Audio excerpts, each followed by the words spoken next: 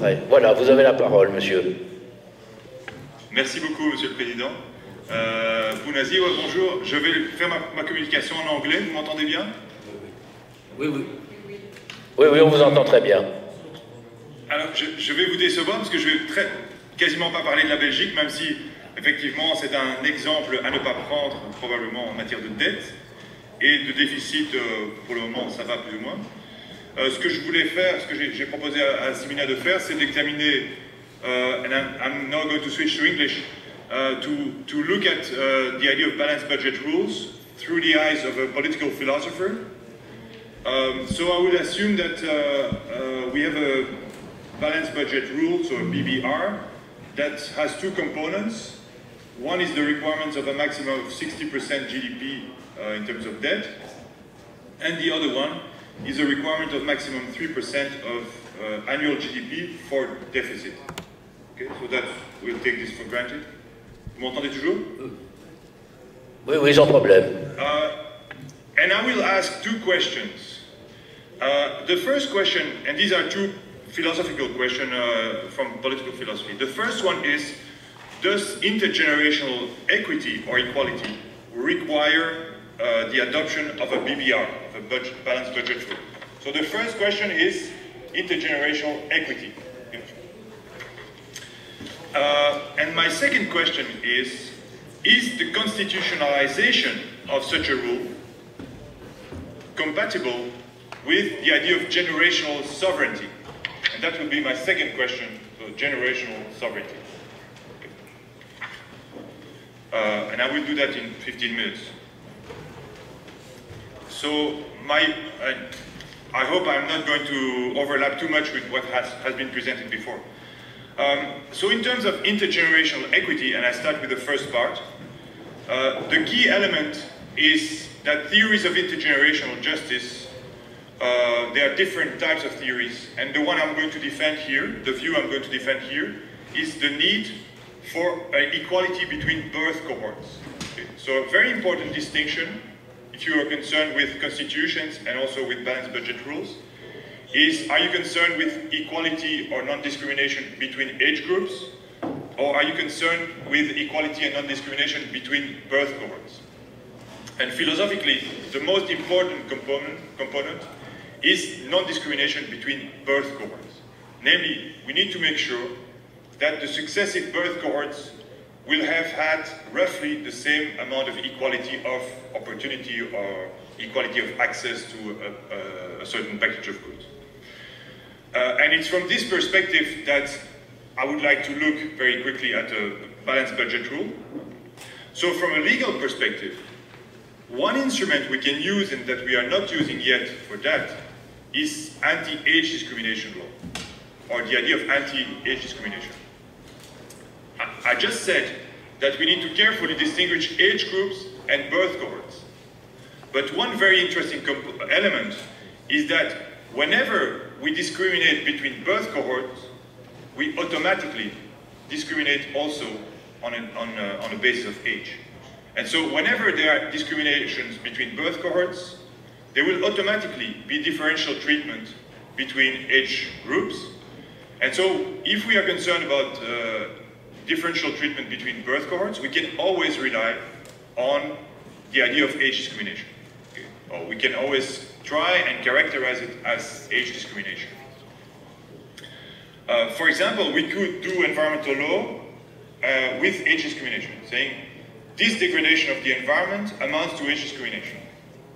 Okay? So that's one example in which lawyers can possibly frame this concern for a certain equality between birth cohorts. And of course, you also have constitutions that recognize the need to take care of the needs for future generations. It's not technically equality, or not even rough equality, but we have that in constitutions. So now let's move to our concern for a balanced budget rule, and I will just say two things. The first thing is that intergenerational equality, for in theory, a balanced budget rule is neither necessary nor sufficient for intergenerational equity. And I explain, the budget of a state is only one part of what we transfer to the next generation. We also transfer technology, we also have a lot of private transfers, we degrade the environment, so all these aspects are not captured in the debt and the deficit of a state. And this is why a balanced budget rule is not sufficient for what intergenerational equity requires. Because we could very well say, like we had the case under Cesescu, for example, where the debt was super low, we could very well say, yes, the debt is low, but in other respects, the situation of the next generation is going to be much worse than our situation. Because of the degradation of, for example, of the political system, because of the degradation of the school system, because of many aspects. So this means that a balanced budget rule is not sufficient for intergenerational equity. And we could also claim that in theory, a balanced budget rule is not necessary for intergenerational equity, because we could argue that we may have a very high debt level, but this debt level corresponds with very large investments that mostly benefit the next generation. In such a case, you technically have a debt, but it might still be the case that the opportunities of the next generation will be much better than ours. So, just to repeat, in theory, you could claim that a balanced budget rule is neither necessary nor sufficient for intergenerational equity, because the pool of what we transfer to the next generation is not fully captured by the idea of a debt and deficit. Now, the second point on this is that in practice, I think there is a strong case for a balanced budget rule on grounds of intergenerational concerns. And this is due to the political economy of public debt. Economists have shown that there are incentives for politicians, especially in regimes that are proportional with coalition governments, to run deficits that are more important than they should be, and therefore to accumulate debt. And for that reason, there is reason for a certain form of, if you want, separation of power between generations, or at least the limitation of the power of each generation to run deficits and debts. Now, the most important question, I think, from an intergenerational perspective, once you accept that a BBR, a balanced budget rule, is needed, is to discuss its content. And I think that there are at least three elements in this content that we should take into consideration. First, how does the budget rule deal with external shocks, natural shocks, economic shocks? Second, does the deficit rule within the balanced budget rule adjust to the level of debt? Does it allow for higher deficit if the debt is lower? And third, does it take the spending side into account? Because very often we have a balanced budget rule, but it seems that the way in which the money is spent is not taken into consideration. But as I said, if you run a deficit and that you fully invest it in the next generation, for example, through building schools, a priori, you could say we may have more room for deficit in such circumstances. Because from an intergenerational perspective, most of the benefit will go to the next generation. Okay, so this is what I had to say on intergenerational equity. Now let's move to the second aspect that I think is crucial. And here, it's not the question of whether we should have a balanced budget rule, but whether we should constitutionalize this budget rule. And the question then is the constitutionalization of such a budget rule compatible with generational sovereignty? So as most of you are constitutionalists, you know that most constitutions have some form of rigidity through different technical ways. And what is interesting philosophically is there are two aspects. First, to understand what's the problem with this rigidity. And second, despite these problems, can it still be justified with respect to the need for some degree of generational sovereignty. Okay? So let me quote here Condorcet. So I translated it for the non-French speakers. I translated it in English.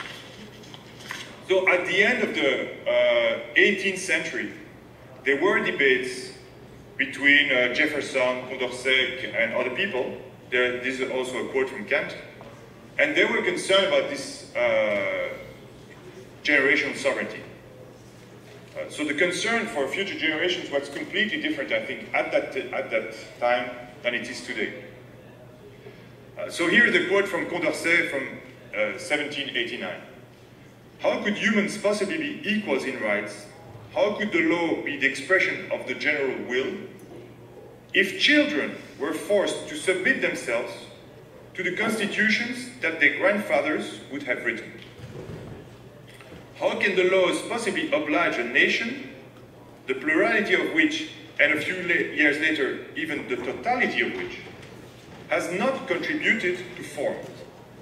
Humans would only enjoy their rights at times where misfortune, having become unbearable, and this was the case during the revolutionary times, people would be led to change by force the constitution that oppresses them. So the basic idea here, and it's not formulated explicitly, but is one of sovereignty. And indeed, I believe that the main problem with constitutional rigidity, if any, is with generational sovereignty.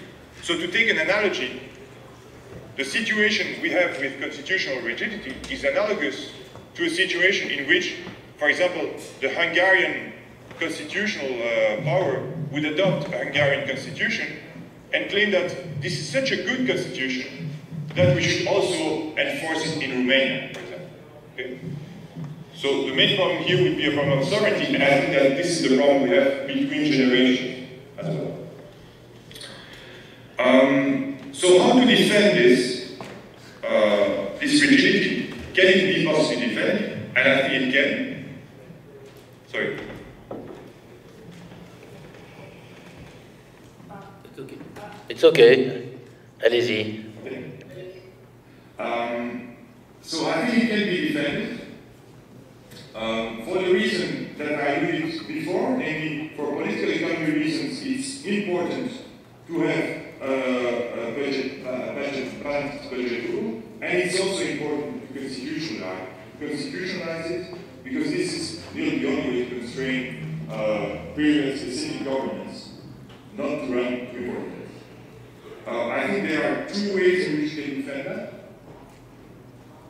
The first way consists in saying a balanced budget rule will violate generational sovereignty, or will restrict generational sovereignty, but it will also promote intergenerational equality.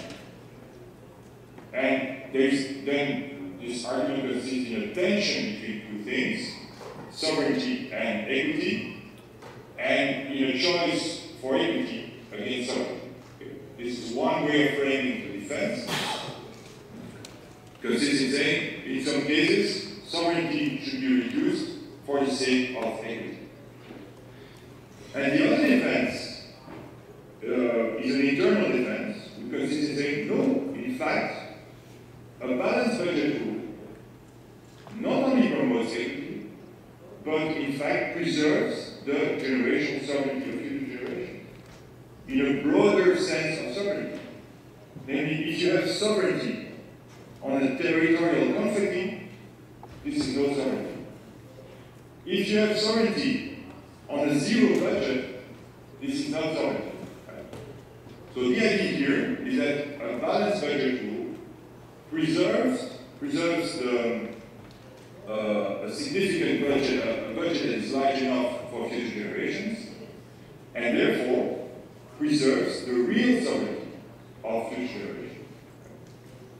So I think these are the two ways in which we can defend the constitutionalization of a balanced budget rule. And so I will conclude. First, as you remember, our first concern was intergenerational equity. And I think that from the perspective of intergenerational equity, although at the theoretical level, we could do without a BBR, okay, I think for practical reasons, and especially for political economy reasons, we need a BBR. And what is then crucial is the content of this BBR, of this balanced budget rule. And one of the trade-offs is between flexibility and enforceability by constitutional judges. Second question, does the constitutionalization of a BBR, is it compatible with generational sovereignty? And I've shown two ways in which we can defend it. One that will say, no, it restricts generational sovereignty, but there should be a priority of intergenerational equity. And the other way that consists in saying sovereignty should be assessed in real terms, and even though the rigidity of constitutions that renders it difficult to change by a future generation seems to restrict sovereignty, in fact, in net terms, it promotes it because it preserves a significant budget for the next generations to exercise their sovereignty. Thank you very much.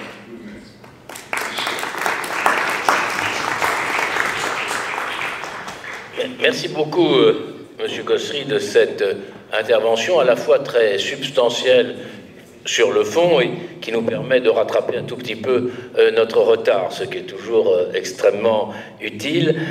Et merci surtout d'avoir mis l'accent sur des questions que nous n'avions pas encore beaucoup évoquées, c'est-à-dire l'effet dans le temps, en réalité, de la règle de l'équilibre budgétaire, et est-ce que la prise en compte de manière normative de cette règle ne pose pas des questions par rapport à la discrimination, à la solidarité intergénérationnelle.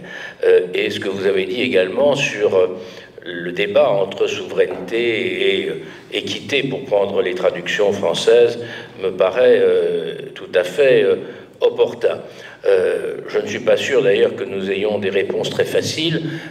Vous avez posé les questions et j'ai envie de dire il appartiendra aux générations de demain d'apporter les réponses. En tout état de cause, ce que les autorités publiques font à un moment donné n'est pas pour le passé mais pour l'avenir. Et donc, dans quelle mesure peut-on ne pas trop lier l'avenir est un débat largement philosophique que vous avez esquissé. Et pour ma part, je suis en plus ravi que vous ayez cité Condorcet, qu'on oublie un petit peu trop, et qui a beaucoup travaillé sur la théorie des choix politiques.